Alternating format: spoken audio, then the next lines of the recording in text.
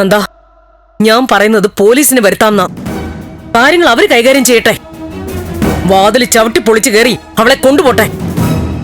അങ്ങനെ ഒരു നീക്കം വേണ്ടമ്മേ. പറഞ്ഞത് ചെയ്യാൻ ഉറച്ചതുപോലെയാ അവള് നിക്കുന്നേ.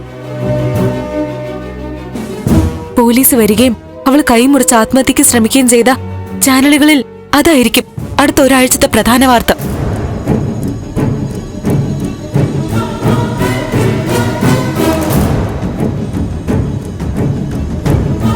മീരയുടെ കൊലപാതകത്തിനെ തുടർന്ന് ഇതിലും നമ്മൾ ആരോപണ വിധേയരാവും. അങ്ങനെ ചെയ്യരുത്.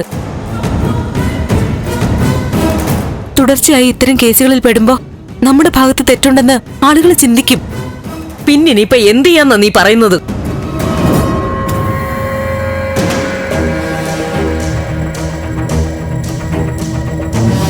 സിദ്ധു, എന്തെങ്കിലും ഒന്ന് തീരുമാനിക്ക്. അല്ലെങ്കിൽ ഒരു കാര്യം ചെയ്യാം, അവളോട് ഇവിടെ താമസിച്ചോളാൻ പറയാം.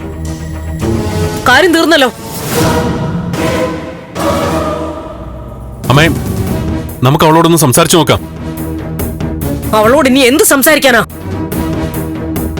കുറെ ദിവസമായി എല്ലാവരും മാറി മാറി സംസാരിക്കല്ലേ. എന്നിട്ട് എന്തായി?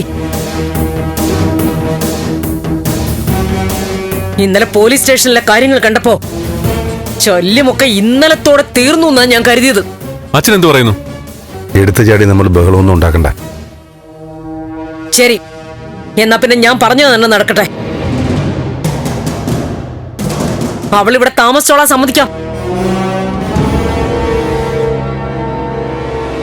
ദേവിക, അവൾക്കിവിടെ വേണ്ട സൗകര്യങ്ങളെല്ലാം ചെയ്തു കൊടുക്ക്. സിദ്ധു, നമ്മുടെ മുറി ഇനി അവൾ എടുക്കട്ടെ. നമുക്ക് മുകളിലേക്ക് മാറാം. അമ്മേ, അമ്മ ഒന്ന് സമാധാനപ്പെട്.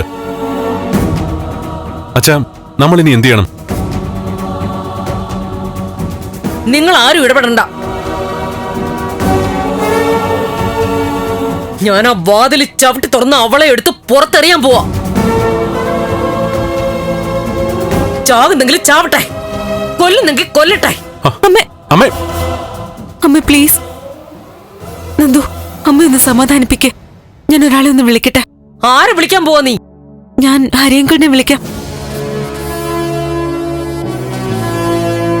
അങ്കിള് വരട്ടെ. അങ്കിളിനെ പോലെ ഒരാള് സംസാരിക്കട്ടെ. ഒരു ജഡ്ജി കാര്യങ്ങൾ അവതരിപ്പിക്കുമ്പോ അവർക്ക് കാര്യങ്ങളൊക്കെ വ്യക്തമാവും, അനുസരിക്കുകയും ചെയ്യും. മോള് ഹരിയേട്ടനോട് സംസാരിക്കേ. അതല്ലാതെ വേറെ മാർഗമൊന്നുമില്ല. ശരി അച്ഛാ.